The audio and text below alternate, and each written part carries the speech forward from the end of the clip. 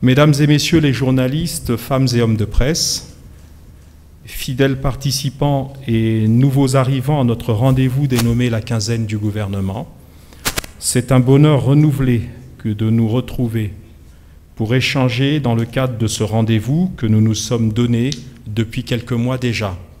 Mesdames et messieurs, nous ouvrons la quinzaine du gouvernement de ce jour en apportant quelques éléments de réponse. L'interrogation qui nous avait été formulée était relative à la pénurie observée de carburant, notamment à Brazzaville.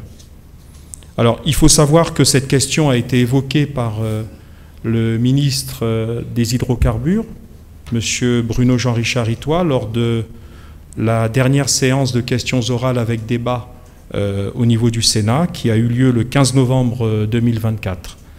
À cette occasion, le ministre Jean-Richard Bruno Itoie a rappelé que la loi du 19 octobre 2001, organisant les activités du secteur pétrolier aval, accorde la primauté à la production des carburants à notre raffinerie nationale, la Coraf, pour l'approvisionnement du marché national en carburant.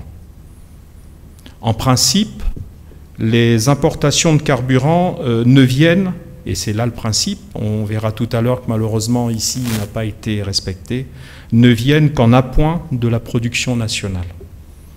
C'est la Société nationale des pétroles du Congo qui doit assurer l'approvisionnement du pays en carburant. Il peut arriver, et là je reprends l'essentiel de l'argumentaire de mon collègue au Sénat, il peut arriver que l'approvisionnement soit assuré par des sociétés agréées de distribution et de commercialisation de produits pétroliers finis qui importent pour alimenter leur propre réseau de distribution. Notre raffinerie nationale, la Coraf, fournissait jusque-là en moyenne, avant l'actuelle période de pénurie, 8000 tonnes de supercarburant, soit 16 jours de consommation, équivalente à 53% du besoin mensuel de consommation nationale. 24 000 tonnes de gazole étaient disponibles, soit 24 jours de consommation, équivalent à 80% de la consommation nationale. Ça, c'était les chiffres avant que nous connaissions la crise que nous subissons actuellement. Il faut noter que la Coraf est confrontée à 3 défis majeurs. Premièrement, et pour des raisons techniques, elle produit en majorité du fuel oil, provenant de la source de pétrole brut dit génomélange. Or, le fuel oil est pour l'essentiel exporté. Deuxièmement, des dysfonctionnements sont constatés sur un équipement. Je ne saurais vous dire quelle en est la signification technique, mais il s'agit du réformeur catalytique, cet équipement défaillant, posant un problème qui influe de manière néfaste sur la production de supercarburants. Troisième problème, on déplore la baisse des approvisionnements de la raffinerie en pétrole brut, approvisionnement en principe assuré en totalité par l'État, compte tenu, cette faiblesse de l'approvisionnement, des réformes auxquelles les pouvoirs publics se sont engagés dans le cadre de nos programmes avec nos partenaires multilatéraux. Ces réformes ont entraîné la réduction d'environ 25% des approvisionnements de la Coraf en pétrole brut depuis le mois de mai 2024, soit 500 000 barils par mois. Cette forte baisse a évidemment, vous l'imaginez bien, un impact négatif sur la production de carburant. Je ne reviens pas sur les chiffres donnés par mon collègue au Sénat, mais il faut noter que la Coraf ne fournit plus mensuellement au marché national qu'en moyenne 4 800 tonnes de supercarburant, soit 9 jours de consommation, 16 000 tonnes de gazole, soit 16 jours de consommation mensuelle. Ainsi, la nécessité d'importer pour couvrir le gap est évidente, avec les incertitudes et contraintes de cette opération d'importation. On peut citer parmi les contraintes, par exemple, la volatilité des prix des carburants sur le marché international.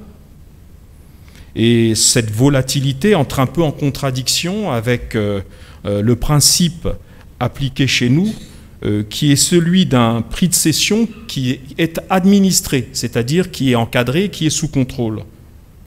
Ces prix sont en général des prix fixes, bas et rigides à la hausse, ce qui engendre bien entendu, entre la volatilité du marché extérieur et les contraintes que je viens d'indiquer du marché intérieur, des déséquilibres importants dans la filière de distribution des produits pétroliers. Je vous fais grâce des déséquilibres liés aux traders, qui eux-mêmes jouent un grand rôle, qui souvent ne respectent pas les délais de livraison des cargaisons importées. Et je vous fais grâce également de la position des marketeurs, qui sont un type d'acteurs particuliers, qui ont généralement peu d'intérêt pour l'importation des produits pétroliers. D'autre part, et de manière conjoncturelle, il peut arriver que les produits importés ne répondent pas en termes de conformité aux spécifications attendues par les responsables de la filière pétrole et carburant dans notre pays.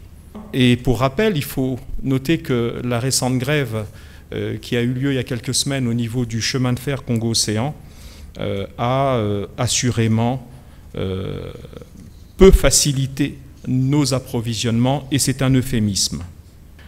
Je ne peux cependant, au nom du gouvernement, rester sur ce constat désespérant. Il faut quand même donner à nos compatriotes quelques lueurs d'espoir et quelques éléments positifs. Il faut noter que plusieurs commandes sont en cours de réception, ou seront reçues, ou ont été reçues. Il s'agit notamment de 8000 tonnes qui sont attendues à Pointe-Noire le 20 novembre 2024, qui ont été attendues, pardon, et offrant 16 jours d'autonomie de consommation. 4000 tonnes de produits de carburant, soit 7 jours d'autonomie de consommation additionnelle, sont disponibles à Kinshasa, en République démocratique du Congo, nous appartenant donc ces produits-là. Les traversées pour ces produits et ce carburant ont commencé le 13 novembre 2024. La CORAF va désormais produire environ 5000 tonnes par mois, soit 9 jours d'autonomie de consommation supplémentaire.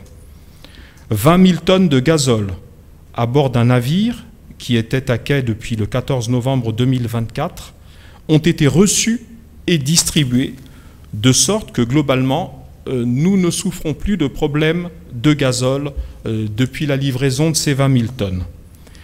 4 500 tonnes, soit 4 jours d'autonomie de consommation additionnelle, sont disponibles, comme je l'ai dit tout à l'heure. La production attendue de la CORAF, qui est donc de 16 000 tonnes de gazole par mois, soit 16 jours d'autonomie de consommation supplémentaire. Le retour effectif à l'équilibre sur le marché du gazole était attendu ces jours derniers, à la fin du déchargement du navire que j'ai évoqué. L'autonomie de consommation de gazole devrait donc logiquement atteindre une durée de 35 jours, donc au-delà d'un mois de consommation. Pour le supercarburant, le retour à l'équilibre est attendu en principe dans les tout prochains jours, après le déchargement attendu d'un navire en provenance des traders. Le reste des explications relève des mesures de correction qui sont en cours de déploiement par la SNPC. Dans tous les cas, les départements ministériels concernés, les services techniques impliqués sont au travail pour que les choses rentrent dans l'ordre. À cet égard, l'arrivée attendue, et là je fais de la prospective et du moyen terme, l'arrivée attendue du pipeline Pointe-Noire-Brazzaville, avec la construction programmée d'un terminal dans la zone industrielle de Maluku, attendue dans les 2 prochaines années, complétée par la construction d'un grand dépôt de stockage de produits pétroliers et l'augmentation attendue de la capacité de stockage de la SLOG à Brazzaville, permettront de résorber les situations de pénurie grâce à la constitution de stocks stratégiques et de sécurité.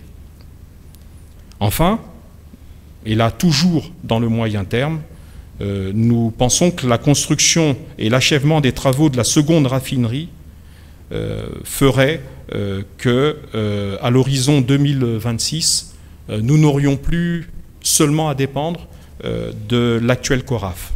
Mesdames et messieurs, l'actualité nationale de ces derniers jours, autre que les points que je viens d'évoquer, a été marquée par le lancement de la 5e génération, dite 5G, par la société de téléphonie mobile MTN Congo.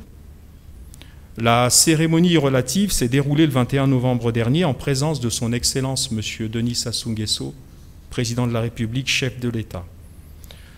Cette révolution technologique, dite Internet des objets, voit le Congo être le premier pays de la sous-région à l'implémenter. Cette révolution technologique permettra non seulement d'augmenter le débit de téléchargement, mais également de fournir la capacité de données nécessaires à l'amélioration d'usages déjà existants dans notre pays. Elle fournira également les éléments qui favoriseront le développement de nouvelles générations d'applications. Enfin, la technologie 5G va accélérer le développement de l'économie numérique dans ses usages domestiques, mais également ses usages courants dans les secteurs de l'industrie et des services. Mesdames et messieurs, autres faits marquants de l'actualité qui ont retenu notre attention. La réunion le 19 novembre dernier, sous l'autorité du ministre de la Santé et de la Population, du comité de coordination interagences de vaccination avec le programme élargi de vaccination. À cet égard, il faut relever que les résultats sont encourageants. Près de 80% des Congolais devant être vaccinés, enfants, adultes compris, sont vaccinés à ce jour. Le ministère s'efforce, le ministère de la Santé, de lever les difficultés qui peuvent subsister en matière de couverture vaccinale totale du pays. Il s'agit là, mesdames et messieurs les journalistes, d'un élément important en termes d'amélioration de la réponse des pouvoirs publics sur les immunités qui doivent être apportées à nos compatriotes, et notamment les plus jeunes, comme vous le savez, avec le panier de vaccination et de vaccins obligatoires, notamment pour nos jeunes enfants. Autre fait d'actualité, le lancement par le ministère en charge des Affaires sociales de l'enrôlement auprès des différentes mairies de Brazzaville en vue de l'inscription au projet de protection sociale et d'inclusion des jeunes de nos compatriotes qui dépendent de ce type de programme ou qui pourraient en dépendre. Mesdames et messieurs, voilà les quelques faits épinglés pour la quinzaine du gouvernement de ce jour et je vous remercie de votre aimable attention. Monsieur le ministre, vous avez suscité l'espoir lors du compte rendu du Conseil des ministres passé, en annonçant la création des centaines, voire des milliers d'emplois directs et indirects suite au projet de la construction d'un hôtel 5 étoiles au lieu dit Cosmos. Vous avez également évoqué la construction d'une chambre froide moderne et d'un centre commercial. Monsieur le ministre, pouvez-vous nous en dire un peu plus sur ces projets? Merci. Que dire de plus que ce qui a été annoncé au compte-rendu? Je vous rappelle que l'objet du compte-rendu du Conseil des ministres, c'est justement pour éclairer les Congolaises et Congolais sur d'abord la teneur des discussions et des réflexions internes au Conseil des ministres, et ensuite rendre public à travers le compte-rendu les éléments qui nous paraissent pertinents et pour la consommation de nos compatriotes. Alors que vous dire de plus si ce n'est que ces projets sont des projets à haute valeur ajoutée en termes de travaux, de construction, travaux publics, en termes d'habitat, puisqu'il y a également des projets sur les différentes présentations qui ont été faites lors du Conseil des ministres, des projets de construction de certains immeubles de haut standing et à usage d'habitation. Alors l'avantage, et c'est ce qui rend absolument nécessaire la communication du gouvernement de sa plus haute instance vers nos compatriotes, plus haute instance étant le Conseil des ministres, c'est la création des emplois qui aujourd'hui sont espérés dans le cadre de ces projets. Alors le gouvernement, face à ces perspectives qui sont quand même des perspectives doublement réjouissantes, elles sont réjouissantes parce qu'elles vont améliorer à la fois le décor, l'environnement, la beauté de notre ville à des endroits stratégiques, et en même temps des projets à haute main-d'œuvre qui vont permettre de donner de l'emploi à de nombreux compatriotes et leur donner, pour certains d'entre eux, une qualification complémentaire. Donc je ne saurais dire plus, si ce n'est que nous espérons qu'au terme du processus administratif qui consiste en Conseil des ministres à délivrer les actes de cession à titre onéreux pour les projets immobiliers concernés, des terrains appartenant à l'État et qui sont déclassés pour permettre leur cession à titre onéreux, en espérant que cette impulsion qui est donnée par l'État aboutisse et fournisse les fruits que les promesses qui nous ont été faites nous permettent d'augurer et d'espérer. Merci, Monsieur le Ministre. C'est Alphonse Ndongo, page Alphonse Ndongo. Je voudrais savoir, Monsieur le Ministre, en rapport avec la distribution du carburant dans notre pays, à vous écouter, des perspectives sont bonnes pour qu'on puisse stabiliser le marché. Mais il y a un véritable problème auquel sont confrontés les consommateurs, c'est que aussitôt le carburant arrive dans les stations, il y a un système qui s'est créé autour de ces stations que vous connaissez sous le nom de Cadafi. Je vous en parle parce que moi-même, je suis obligé de m'approvisionner auprès des...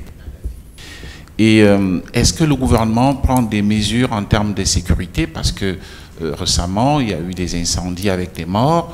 Qu'est-ce qui est en train d'être fait pour qu'il n'y ait pas rareté de produits dans les stations et que cela revienne au bénéfice des dealers qu'on appelle Kadhafi?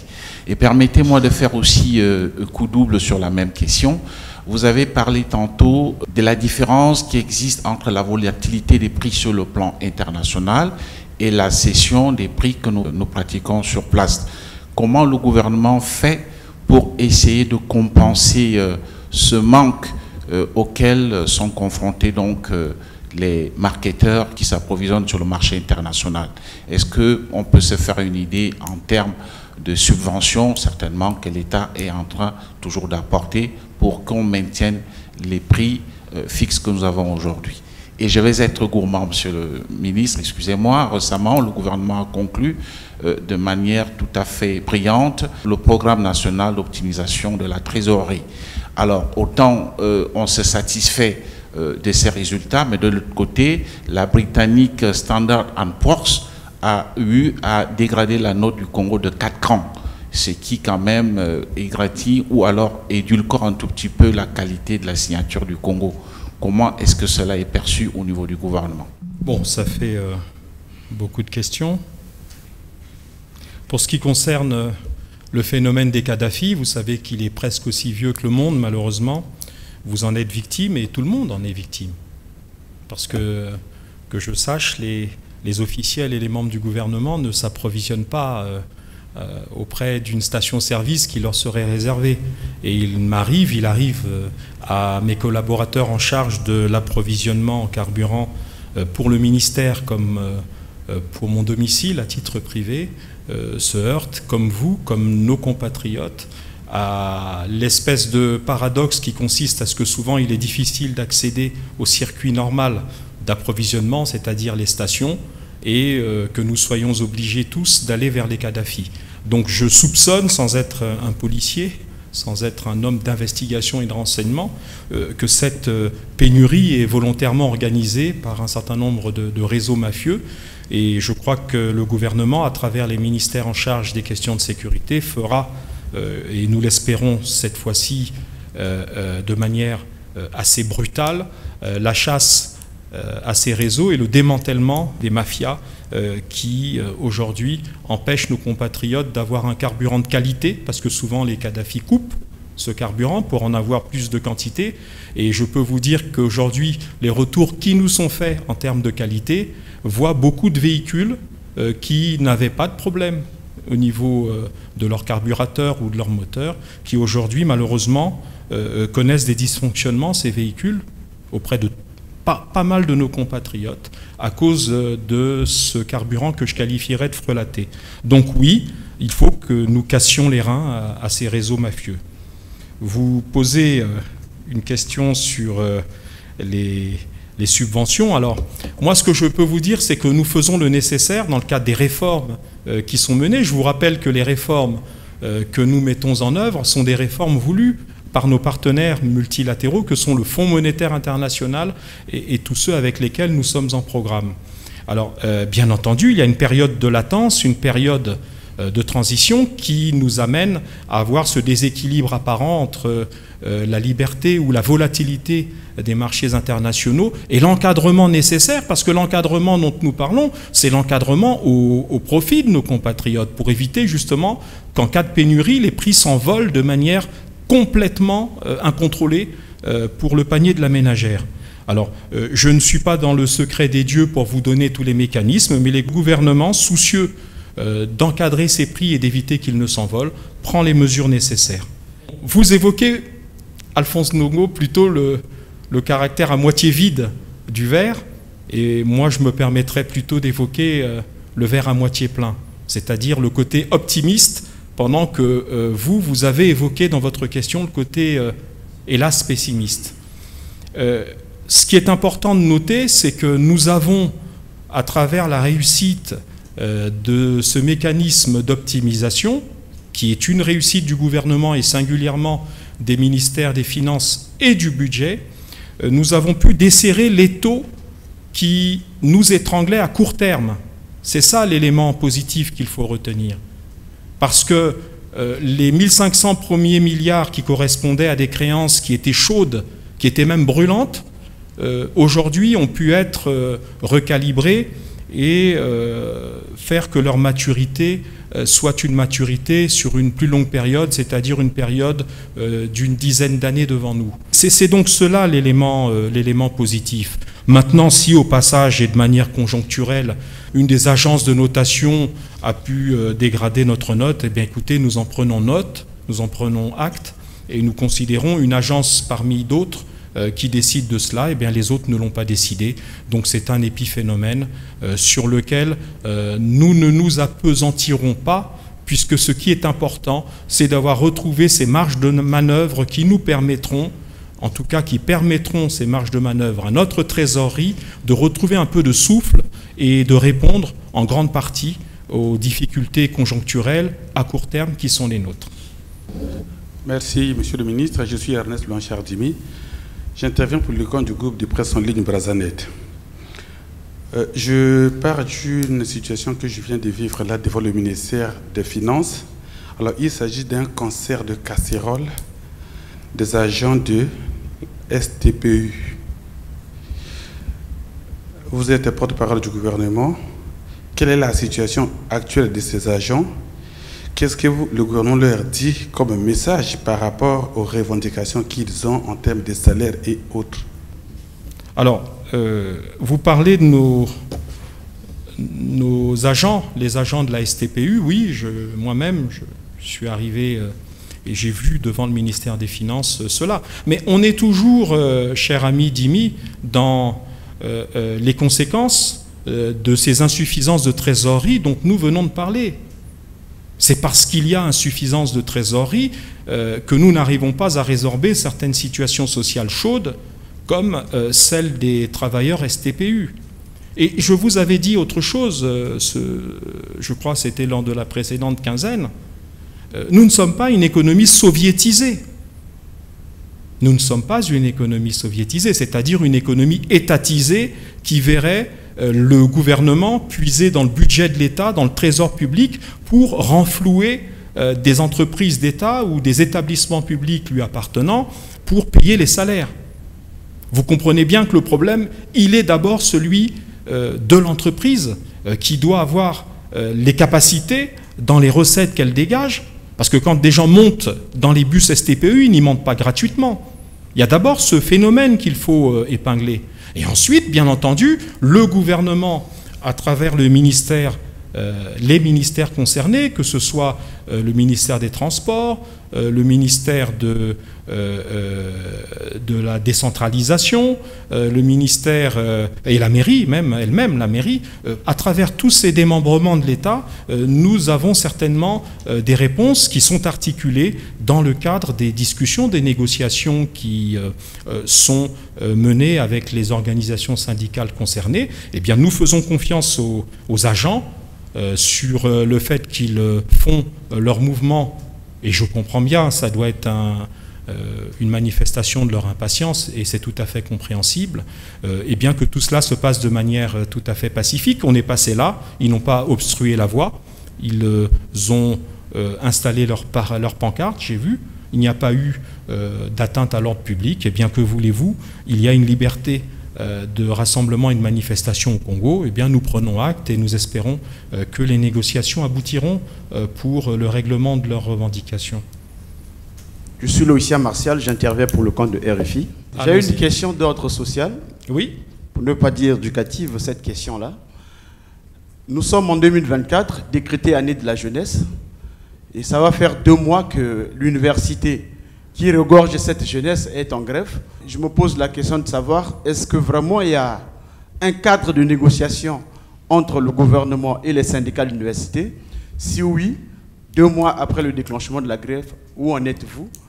Quand on sait que la plupart de ces jeunes ont rejoint l'Interland, là où ils ont leurs parents parce qu'ils n'ont pas de soutien ici, quand est-ce qu'on peut penser à la levée de cette grève, monsieur le ministre? Merci. Ben, écoutez, c'est une préoccupation majeure pour le gouvernement.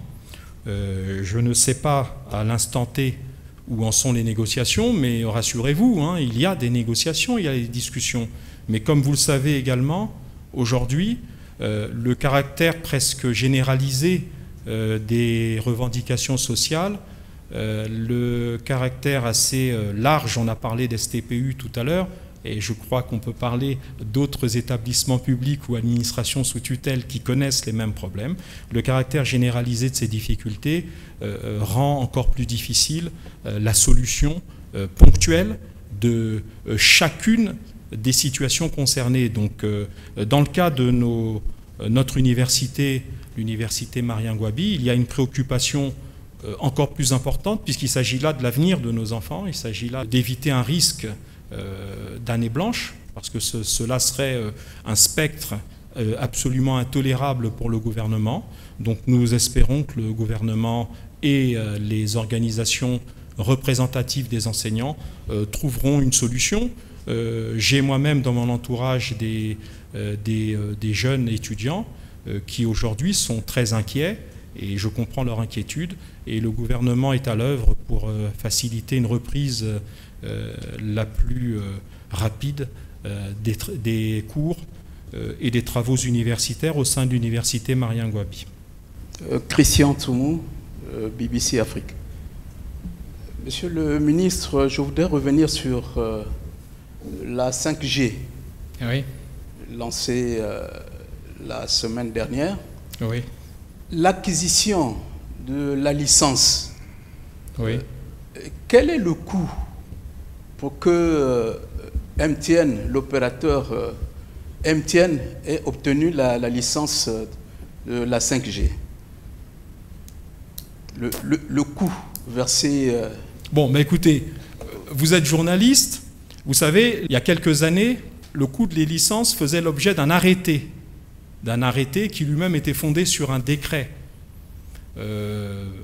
J'ai eu à gérer ces situations au moment du renouvellement d'un certain nombre de licences, justement pour MTN et même pour RTL, à l'époque de la 3G, et ensuite un peu de la 4G. Aujourd'hui, la loi de finances a absorbé ces textes réglementaires, et je vous renvoie donc à la loi de finances. Vous avez une rubrique dans la loi de finances par type de licence et d'agrément qui vous indique les montants.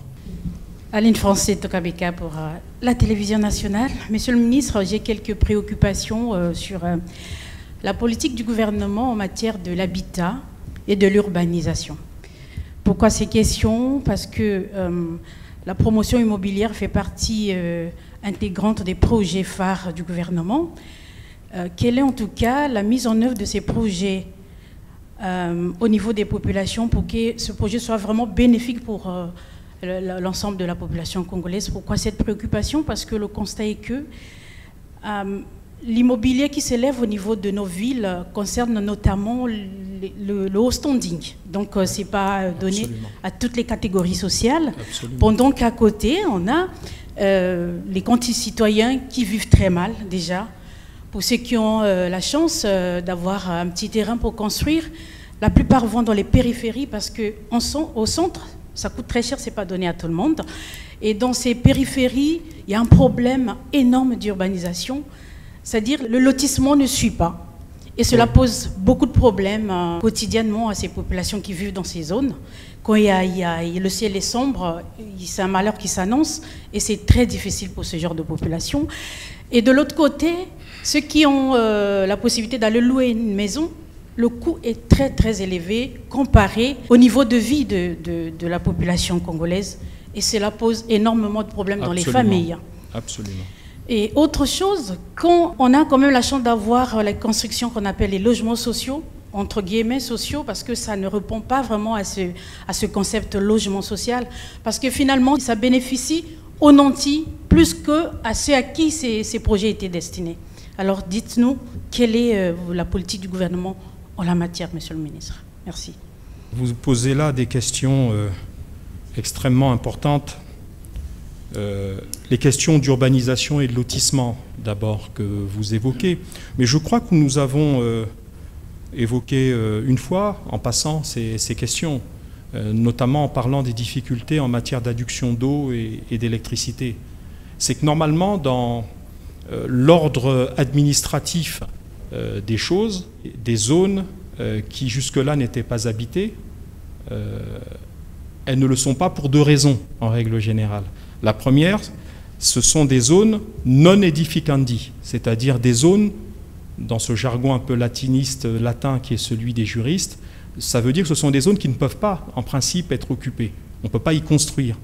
Et souvent, malheureusement, dans l'extension et l'expansion de nos villes, nous nous retrouvons en difficulté parce que la démographie galopante entre l'exode rural d'un côté et l'augmentation, tout simplement, du nombre de nos compatriotes qui naissent dans nos villes, cette explosion démographique amène les gens, et vous avez évoqué le problème du coût, je reviendrai dessus, sur les coûts du mètre carré plutôt au centre-ville qui serait prohibitif. Donc ces facteurs qui aujourd'hui créent une pression amènent l'État, malheureusement, ce n'est pas bien, à fermer les yeux sur la construction dans des zones non edificandi, c'est-à-dire des zones où on ne devrait pas construire, soit pour des causes d'érosion ou de fragilité des sols. Et on voit qu'en matière de fragilité ou d'érosion, quand il y a des intempéries, eh bien les maisons sont littéralement emportées ou soufflées. Et après, on se retourne contre l'État en disant « mais c'est votre faute ». Non, il y a d'abord la nécessité d'éviter de construire dans des zones non edificandi. Deuxièmement, il y a celui du lotissement des zones qui, elles, peuvent être édifiées. Et à ce moment-là, l'explosion démographique dont je parle, l'extension géographique en termes de surface de notre ville, en termes horizontaux, cette expansion-là fait que le lotissement, c'est-à-dire la construction, va plus vite que le lotissement technique, c'est-à-dire l'arrivée de l'eau, l'électricité et de toutes les commodités. Donc les gens s'installent et puis après disent « j'ai pas de courant, j'ai pas d'eau ». Mais tout simplement parce que l'État n'a pas encore eu le temps matériel, avec ses services compétents, de lotir justement ces zones en leur apportant les services minimums qui sont attendus des populations. Enfin, il y a la nécessité de penser à une expansion, comme le font aujourd'hui les grandes villes modernes, en Afrique comme ailleurs, plutôt que d'élargir de manière horizontale nos villes, il faut peut-être élargir de manière verticale. C'est-à-dire construire des immeubles d'habitation. Malheureusement, souvent, cette question de la verticalité des constructions plutôt que de construire des petites maisons se heurte à la culture et à notre sociologie, où les gens se disent, quand ils achètent dans un immeuble, parfois ils ne se sentent pas vraiment propriétaires alors qu'ils ont acheté, parce qu'ils sont avec d'autres personnes, entre guillemets, copropriétaires de l'immeuble. Les gens préfèrent construire sur leur terrain et avoir leur maison, leur propriété sur leur terrain de manière identifiée. Toutes ces questions font l'objet de la part des pouvoirs publics, que ce soit l'État qui prend des dispositions ou que ce soit les mairies concernées qui prennent également des dispositions, fait l'objet donc de travaux pour améliorer les choses. Et c'est là, comme vous l'évoquez, une question extrêmement importante. Vous évoquez la cherté du coût du mètre carré au centre-ville. Bon, je crois que là, malheureusement, c'est la loi de l'offre et de la demande. Il est clair que pour nos compatriotes, quel que soit leur standing et leur niveau social, il serait toujours plus agréable d'être propriétaire au centre-ville ou locataire au centre-ville, parce que toutes les commodités de l'État, les administrations de l'État sont plutôt au centre-ville. Mais, comme partout, les zones les plus séduisantes des capitales ou des communes concernées, des villes concernées, ces zones-là coûtent, du fait de la loi de l'offre et de la demande, plus cher au mètre carré que les zones un peu plus retirées. Si vous prenez le cas de la ville de Paris, que tout le monde connaît, eh bien la ville de Paris, aujourd'hui, connaît un phénomène où les gens, malheureusement, qui ont le moins de pouvoir d'achat, ne peuvent plus y habiter, soit en y achetant, soit en y louant. Et la plupart des Français dits de classe moyenne, ceux qui habitent en région parisienne, vont de plus en plus loin dans la banlieue pour trouver chaussures à leurs pieds. Et la ville de Paris intramuros elle-même, elle est souvent réservée aux gens dont le niveau de vie et le niveau de richesse est beaucoup plus élevé, ou alors à des bureaux. Vous évoquez un sujet qui, là également, est un sujet très important pour la vie quotidienne de nos compatriotes, et je peux vous assurer que, en tant que membre du gouvernement, j'ai déjà été interpellé par des proches, parents, amis et connaissances, de situations d'abus, on peut appeler ça comme ça, de la part de certains propriétaires vis-à-vis de leurs locataires. Donc ce sont des phénomènes où parfois on est obligé d'intervenir. Pour une fois, nantis de notre petite influence sociale, parce que le propriétaire ne parlera pas de la même façon à son locataire plutôt qu'à l'oncle, au neveu ou au fils, qui pourrait être un ministre ou autre. Donc c'est un phénomène extrêmement préoccupant où on voit les logeurs faire un peu ce qu'ils veulent. Vous avez des expériences diverses. Ils vont, parce qu'ils ont trouvé un nouveau locataire qui va leur donner 2 fois plus, chasser sans ménagement, parfois en pleine année scolaire, toute une famille pour loger dans leurs biens quelqu'un qui va donner un peu plus. Vous avez des gens qui vont vous dire « Ah ben oui, vous partez dans 1 mois », alors que la personne a laissé une caution de 3 mois. Donc vous partez dans 1 mois, mais entre-temps, vous devez refaire à vos frais le rafraîchissement de la maison. Vous avez toutes sortes d'abus, toutes sortes. Et il faut savoir que, bien entendu, nous condamnons complètement ce genre d'abus, parce que, d'abord, ce sont des gens qui font comme ça, qui sont sans cœur, parce qu'il faut être sans cœur pour ne voir que son portefeuille et pas l'intégrité d'une famille que parfois nous avons comme locataires depuis des années, parce que c'est ça la réalité humaine. Ce sont des locataires qu'on a parfois depuis des années. Alors, que faire face à ça? Bon, d'abord, il existe un cadre juridique. Ce cadre juridique, et je vous le dis, j'en avais parlé il y a quelques semaines avec le ministre Ngonimba, qui est le ministre de la Construction et de l'Habitat, et il existe des textes. Alors, je n'ai pas l'intitulé exact des textes. Prochainement, ou en aparté, je pourrais communiquer à l'ensemble des journalistes ici l'intitulé exact des textes, mais je peux vous en donner le contenu. Et pour que nos compatriotes l'entendent. D'abord, tous nos contrats, ou la plupart du temps, ce sont des contrats informels. C'est-à-dire qu'il n'y a pas forcément un contrat écrit. C'est souvent du consensus. On s'entend sur le prix, on s'entend sur un certain nombre de choses, et souvent pas d'écrit. Ou alors, s'il y a un écrit, souvent cet écrit est informel, dans le sens où la loi oblige en principe à les enregistrer au niveau du service de l'habitat. Il existe des services de l'habitat au niveau de chaque municipalité. Si vous enregistrez à vos frais, mais comme c'est vous, locataire, qui avez besoin de la sécurité juridique, si vous l'enregistrez à vos frais, je crois que ça coûte un peu moins du prix d'un loyer mensuel, mais c'est bien mieux pour chaque locataire d'enregistrer son contrat parce que cela lui donnera une protection face aux abus du logeur. Parce que si le contrat est enregistré, eh bien derrière, on peut aller soit se plaindre auprès des services administratifs concernés, soit éventuellement aller en justice si les abus sont manifestes et graves. Donc, c'est la première mesure, la première démarche qu'il convient aujourd'hui de faire, et j'alerte nos compatriotes sur cette possibilité qui va leur donner des droits.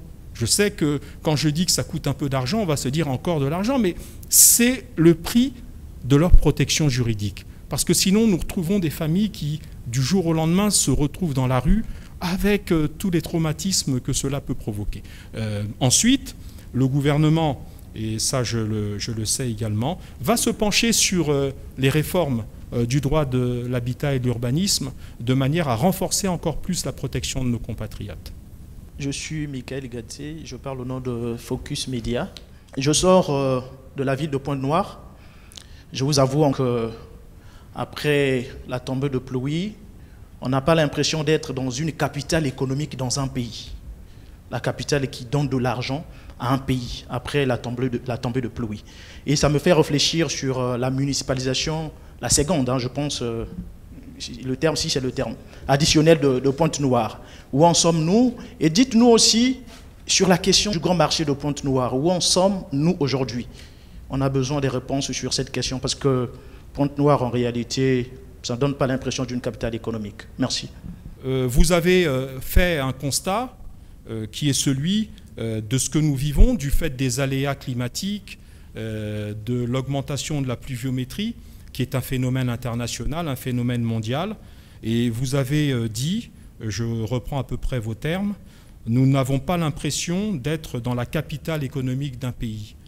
Je viens de voir il y a quelques semaines des images de Dubaï, dont on peut penser que ce n'est pas le pays le plus pauvre au monde, où la pluviométrie avait provoqué, là également, des pluies tellement diluviennes qu'il y avait des inondations qui avaient complètement, mais je dis bien complètement, submergé une bonne partie de la ville de Dubaï. Alors je ne sais pas si, en voyant les images de Dubaï, vous diriez que ce n'est pas l'image de la capitale d'un pays qui regorge de pétrole. C'est, je crois, là également le climat qui se détériore, d'où l'importance des COP. Avec la COP 29 qui vient d'avoir lieu, il y a évidemment un phénomène de changement climatique. Il y a très certainement également des phénomènes domestiques, c'est-à-dire des problèmes d'évacuation des eaux de pluie. Ça, je vous le concède, vous évoquez les questions de municipalisation additionnelle. Je crois qu'il y a certains chantiers qui ont déjà repris et il y aura très certainement un focus qui sera fait sur la nécessité d'éviter, quand il y a des rues gorgées d'eau, d'éviter les inondations. Autre exemple malheureux qui montre que le problème n'est pas que congolo-congolais, nous avons tous suivi ce qui s'est passé en Espagne, dans la région de Valence, et on a vu que les inondations ont provoqué 220 morts, sans compter les disparus, et on a même vu le roi d'Espagne, qui a été, avec son épouse, la reine, pris à partie par les populations mécontentes. Donc là également, il ne s'agit pas d'un pays totalement pauvre qui connaîtrait ce type de perturbation. Alors la question du grand marché que vous évoquez, elle m'avait déjà été posée. Elle est toujours pendante, qui est tout simplement celle de la nécessité d'avoir des crédits. Et quand les crédits sont là, cela est plus facile. Albert Mianzokota, la semaine africaine. Merci, Monsieur le ministre. 3 petites questions. La première, c'est justement le prolongement de l'aspect 5G. Et ce qui vous préoccupe, vous intéressez le plus apparemment. Effectivement, donc voilà, nous sommes ici dans un paradoxe de pauvres, je dirais. C'est-à-dire que nous avons la technologie la plus efficiente, mais est-ce que nous donnons la garantie à ceux qui l'utilisent de la qualité, de l'innocuité des effets de cette technologie? Ailleurs, dans les pays les plus développés, on se rend compte qu'il y a des montées de protestations, des refus d'installation, même des antennes 5G sur les immeubles. Est-ce que chez nous, cela va sans danger, ou alors est-ce que les dangers sont conscrits et donc annihilés? Voilà, c'est une technologie à la fois comment dire, innocente pour ceux qui l'utilisent. Donc 5G. Deuxième petite question, nous sommes aujourd'hui dans une époque où on se préoccupe de l'environnement et nous avons parlé ici des effets des pluies violentes, etc., qui nous amènent ou qui amènent la plupart des gouvernements à se tourner aujourd'hui vers des politiques environnementales moins agressives. Or, le Congo, et c'est ça le paradoxe de la pauvreté, je disais, semble beaucoup plus se préoccuper, par exemple, des énergies pétrolières, des énergies nocives pour l'atmosphère, que de celles qui devraient être tout à fait inoffensives. Le président de la République va en Italie pour rencontrer Eni, signer des accords, etc. Ah bon? Moi, je croyais qu'il était d'abord allé voir le pape. Il me semble, hein, mais peut-être que là également... C'est très, très gentil à vous de me le rappeler. D'abord, c'est ça. C'est la visite, c'est d'aller voir sa sainteté, le pape François. Oui, mais ensuite... C'est l'objet, je crois d'ailleurs que c'est en ce moment que ça a lieu. C'est en ce moment que ça a lieu et il y a des accords ensuite. Il n'est pas resté quand même tout ce temps uniquement pour visiter la place Saint-Pierre. Donc, certes, voilà. Certes. Donc voilà. Et donc les accords avec les pétroliers se font, se renforcent, etc., donnant l'impression que nous ne courons pas vers la transition énergétique à laquelle nous pressent les temps, les circonstances et les contextes. Alors, qu'est-ce qu'il en est? Voilà, justement. Alors, vous évoquez la question de l'apparente incohérence entre la proclamation des principes qui aujourd'hui, le doyen Mianzokuta, je répondais d'abord à votre interrogation sur les politiques environnementales et donc les politiques écologiques, en disant que nous avions apparemment une conception agressive du sujet parce que de manière peut-être contradictoire à vos yeux, il y aurait nos proclamations, notamment au niveau des COP et de la dernière COP 29, d'une politique vertueuse, pendant que nous ferions le contraire en utilisant des ressources fossiles. Eh bien, je vais vous répondre d'abord par une petite plaisanterie. Nous risquons, si nous attendons les fameux financements, mais si une question arrive tout à l'heure, j'y répondrai volontiers, en attendant les fameux financements que nous attendons depuis 10 ans et la COP 21 à Paris, nous risquerions de mourir sur pattes si entre-temps il ne se passait rien, parce qu'il faut quand même que nos États arrivent à vivre, arrivent à fonctionner, arrivent à donner des ressources en faveur des populations. Il faut bien, en attendant que ces financements qui, d'après la COP 29, devraient équivaloir, là à Bakou, récemment, il y a quelques jours, quelques heures que nous avons eu quelques conclusions, que les fameux 300 milliards de dollars américains qui doivent être mis à disposition des pays qui, comme ceux du bassin du Congo, disposent de la solution en matière de biodiversité, de lutte contre le changement climatique, que ces 300 milliards de dollars annuels soient répartis de manière équitable entre ces pays. En attendant, il faut bien que les États vivent. On fait comment en attendant d'avoir des financements que nous attendons depuis 10 ans? Soyons réalistes. Il y a un pays dont je ne nommerai pas, que je n'identifierai pas, mais pour des raisons diplomatiques, mais tout le monde le sait. Il y a des pays en Europe qui ont été jusque-là des pays vertueux, qui ont même au sein de leur gouvernement des ministres écologistes, c'est-à-dire des gens qui sont soucieux de l'équilibre, du respect de la biodiversité et de la lutte contre les changements climatiques, qui ont décidé l'année dernière de reprendre la production de charbon. Il me semble que le charbon est une énergie fossile et fait partie des énergies fossiles les plus polluantes. Et je n'ai pas entendu les journalistes, notamment africains, très prompts à nous faire des leçons à nous, eh bien, se plaindre de l'apparente contradiction quand ces États font comme ça. Et je peux multiplier les exemples. Mais c'est parce que nous attendons tous d'assurer l'équilibre entre l'activité économique, la nécessité d'aller de l'avant sur les questions environnementales et écologiques, et le fait de faire vivre nos populations quand même. C'est cet équilibre subtil qui est celui des États. Et nous avons, nous, en tant que gouvernement du Congo et de la République du Congo, nous avons cette obligation de concilier ce qui apparaît un peu contradictoire. Donc c'est un peu cela. Donc nous faisons le nécessaire. Et bien, comme on dit, en attendant que ces financements arrivent, nous essayons d'assurer un équilibre entre ces productions fossiles qui sont placées, il faut le savoir, sous l'étroite vigilance des dispositifs environnementaux nationaux. J'ai déjà dit l'autre jour que ma collègue, la ministre Arlette Soudan-Nono était très attentive et très vigilante sur les questions d'études d'impact environnemental. Nous avons des débats toujours assez chauds sur ces questions en Conseil des ministres. Donc, ce contrôle sourcilleux de l'administration locale, mais nous avons aussi et surtout les ONG internationales qui, si nous n'étions pas vertueux, ne manqueraient pas de nous pointer du doigt.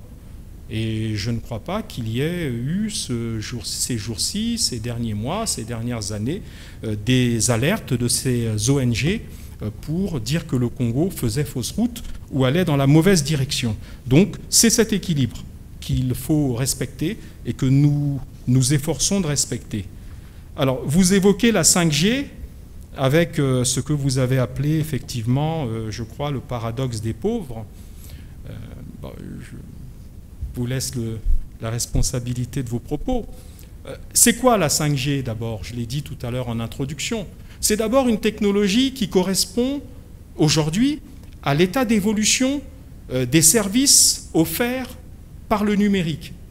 C'est-à-dire que ce qu'on appelle l'économie numérique, ce n'est pas simplement un mot. C'est l'idée, la conception qui consiste à rendre virtuels les mécanismes de production de biens et de services. Quand on robotise, qu'on met des robots intelligents dans des entreprises qui fabriquent des objets, qui fabriquent des équipements à haute valeur ajoutée, l'intelligence artificielle apporte un plus et donc a besoin, en termes de consommation, a besoin d'une puissance de calcul que la 5G apporte et apporte un peu plus vite que la 4G. La première grosse différence, c'est la capacité, la vitesse. C'est la première chose. Et c'est important pour l'implémentation dans les services et dans les entreprises de cette technologie, puisqu'elle va accélérer ces processus de fabrication. La deuxième chose qui est importante à noter, c'est, comme je l'ai dit, c'est la possibilité de développer des services grâce à la 5G que nous n'avons pas encore aujourd'hui. Pour ceux qui voyagent, on voit, y compris dans certaines capitales africaines, des services qui sont dignes de ce qui se passe dans des pays plus développés. Commander un taxi, je ne cite pas de marque, mais bon, on connaît Uber, on connaît Yango, etc. en Afrique, et Uber en Europe ou aux États-Unis, c'est d'assurer la libre disposition de services depuis son téléphone, faire des opérations bancaires, faire des achats à l'autre bout du monde, enfin faire des choses et développer des services qui sont facilités par la vitesse de traitement de la 5G. Donc, c'est positif. Et on ne peut pas rester en marge d'une technologie qui se développe comme ça. Parce que quel est l'effet induit? L'effet induit, c'est comme nous sommes le premier pays de la sous-région à disposer de la 5G, ça veut dire que certains des producteurs de services à haute valeur ajoutée, les petits jeunes qui sont à Kinshasa, à Libreville, à Bangui, à Yaoundé, etc., ces petits jeunes vont avoir, parce que ce sont des geeks, ce sont des experts, ils développent, sont des passionnés, ils développent des technologies qui sont gourmandes en termes de capacité, la 5G leur apporte une satisfaction. Que vont-ils faire? Ils vont être à la recherche de la performance, ils vont venir probablement installer une partie de leurs services au Congo. C'est donc demain des investissements qui vont rapporter à notre pays, qui vont apporter des emplois à nos compatriotes. J'ai assisté il y a quelques jours aux travaux d'une académie privée qui s'appelle la Kenny Academy. Est-ce que vous savez que ces gens-là, dans leur projet, ils ont déjà formé 2 à 3 000 jeunes de notre pays aux technologies qui leur permettent de nous proposer des services et de proposer à la sous-région des services à haute valeur ajoutée. Ils ont l'optique, dans les 3-4 prochaines années, de former 10 000 jeunes au numérique. Sachez qu'on a besoin de 30 000 jeunes pour assurer une croissance de notre PIB en matière d'économie numérique qui soit au-delà de 2 à 3%, donc de points de croissance. Ce qui veut donc dire qu'à un moment, on ne dépendra pas totalement du pétrole, mais on dépendra en grande partie de cette richesse qui s'appelle l'intelligence de nos compatriotes et de nos plus jeunes compatriotes notamment. C'est ça les bénéfices de la 5G. Moi je dirais, pas d'études qui disent que la 5G a à éviter et à interdire dans nos pays. Les pays les plus avancés utilisent aujourd'hui la 5G et nous sommes fiers que notre pays fasse partie, alors pour une fois quand même concéder le nous, fasse partie des précurseurs en Afrique sur une technologie aussi importante sur le plan socio-économique. Je suis Valda Saint-Val, du journal en ligne Les Échos du Congo-Brazzaville. C'est ma première participation et j'ai interviewé en dernière position, ça m'honore. Alors, Monsieur le Ministre, je voudrais insister sur la COP 29 qui vient de se tenir à Bakou, en Azerbaïdjan. Le chef de l'État prend part à toutes les COP. L'accord qui vient d'être signé tôt ce matin à 3 heures, c'est un accord à minima, on dit les Africains. Alors, qu'est-ce qui cloche, Monsieur le Ministre? C'est la faiblesse de persuasion de nos chefs d'État pour que les États développés ne puissent pas donner leur quote-part qu'ils ont promis depuis la COP 21, ou bien c'est une crainte de gouvernance de nos États sous-développés qui fait qu'ils ne donnent pas leur quote-part. La deuxième question, elle est environnementale. Il me semble que c'est à l'époque de Mme Munari que le gouvernement avait pris une mesure sur l'importation et la vente des déchets, des sacs en plastique. Aujourd'hui, toutes nos villes, toutes nos grandes cités urbaines, même à Madingou, ma cité natale, ce problème se pose avec acuité. Les sachets, les bouteilles en plastique pullulent dans les caniveaux, dans nos artères. Alors, est-ce que le gouvernement ne peut pas prendre une mesure de veiller aux décisions prises pour l'applicabilité de ces décisions et créer une structure pour le recyclage de ces éléments en plastique? Merci, Monsieur le Ministre. On va commencer par cette seconde question. Vous avez rappelé l'interdiction en principe de tout ce qui est sachets en plastique et autres. Je ne sais pas à votre niveau, mais moi, quand j'envoie quelqu'un faire des courses, je vois revenir avec des sachets qui ne sont pas en plastique. Je crois que si on vous remet en tant que citoyen un sachet en plastique, il faut déjà faire la remarque aux commerçants, aux distributeurs. C'est interdit par la loi. Et la loi n'a pas changé à ce niveau-là. Pour le reste, il y a la nécessité, effectivement, mais comme vous le voyez, il y a ce problème d'accumulation des déchets, des ordures, qui rend difficile de faire le tri. Aujourd'hui, le génie militaire qui supplée, compte tenu de tous les problèmes que vous connaissez, qui supplée, on va dire, la défaillance d'Averda, société sortante de ramassage des ordures, eh bien, on ramasse d'abord et on fera le tri après. Et après, je crois qu'il sera toujours temps, quand l'État sera moins en tort, puisque c'est à l'État de ramasser les ordures, eh bien, il sera toujours temps de refaire de la pédagogie pour inviter nos compatriotes au plus grand civisme pour l'utilisation de sachets ou de bouteilles interdites par la loi. Vous évoquez la COP 29 en parlant d'accord à minima. Il y a quelques semaines, nous avons eu la précédente quinzaine, et j'avais déjà dit, je crois, à une question de Mme Etoka Beka, qu'on peut faire de la littérature sur le caractère vertueux des intentions de tous les pays au monde. Le seul problème aujourd'hui qui subsiste, et ça fait 10 ans que ça dure, c'est celui du respect des promesses par les États développés qui promettent, depuis la COP 21 jusqu'à cette COP dont vous avez parlé, de la survenance d'un accord à minima, vous l'avez dit vous-même la nuit dernière, eh bien, le problème est le même, c'est celui du respect de la parole donnée. Aujourd'hui, ils promettent 300 milliards de dollars an, eh bien qu'ils les mettent sur la table, qu'ils les répartissent auprès des différents États bénéficiaires. Nous, le bassin du Congo, nous sommes prêts. Nous avons déjà tous les projets communautaires qui attendent leur abondement, leur financement. Nous sommes dans une démarche totalement vertueuse. Nous sommes une des solutions mondiales pour la séquestration du carbone. Nous avons fait tout ce qu'il fallait pour être prêts et nous attendons ces financements.